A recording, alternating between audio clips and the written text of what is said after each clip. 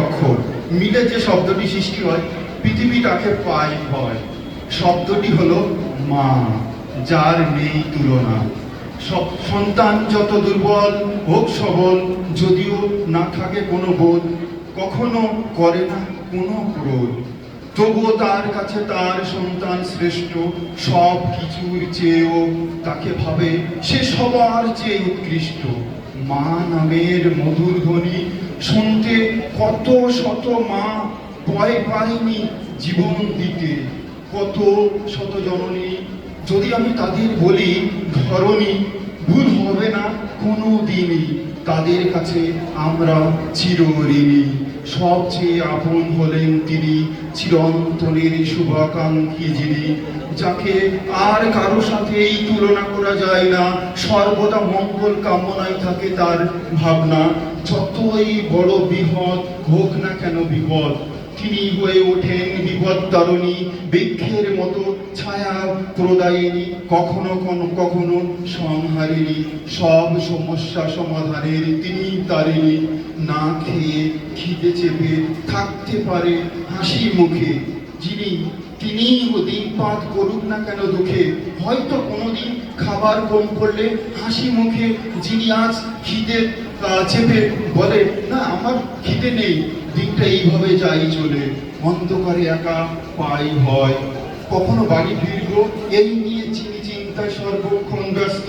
তিনি হলেন একটা আমার বন্ধু, তিনি অগাধ বিশ্বাসে ভরা সিন্ধু। জীবনে যতই আসুক বন্যা, ছাড়বে না তিনি একটিও কণা। একটি ছোট্ট গ্রাম, সেখানেতে সব যেন লুকিয়ে আছে আরাম। যার এক পাশে দিয়ে বয়ে যায় ছোট খাল, বর্ষায় মৎস্যজীবীরা শিকার করে মাছ ফেলে জাল। ছোট্ট বাড়িটা ঘেরা সবুজ ঘেরা গা, প্রকৃতি যেন একটা অদৃশ্য মায়ায় ভরা। সেইখানেতে আছে আমার জননী, নিয়ে মায়ায় ভরা আদরের বিশাল খনি। তিনি হয়তো ততক্ষণ থাকবে জেগে, হয়তো ফিরতে দেরি হলে যাবে না একমাত্র তিনিই রেগে। ক্লান্ত শ্রান্ত হয়ে যখন আমি দেখবো তারে, চশমাটা ভরে মুখটা তুলে বলবে আমারে, কে কে বাবা? এই আঁধারে আমার গলাটা শুনে বলবে যে, ও তুই বড় খোকা এলি রে।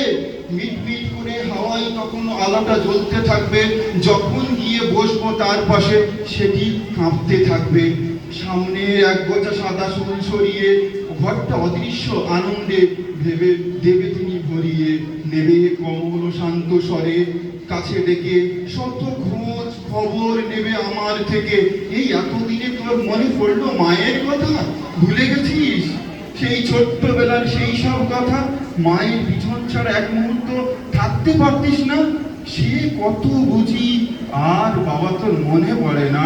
কত শত হবে কথা, তারপরে তিনি ভুলে যাবেন সব তার মনের ব্যথা। রবির মতো ছড়িয়ে হাসি আনন্দে ভরাবে তিনি বেশি। সেই শুভ্রকেশী আমার জননী, আঁচলটা বাড়িয়ে বলবে, বাবু মুখটা মুছে নে এখনই। পায়ে বসে পাশে বসে বলবে, যদি গায়ে বসে যায় জল অসুখ করবে এখনই। যার আছে স্নেহ মায়া মমতা, যার আছে সহ্য করার মতো অপূর্ব ক্ষমতা, তিনি তার কাছে খোলা আমি যেন একটা বই।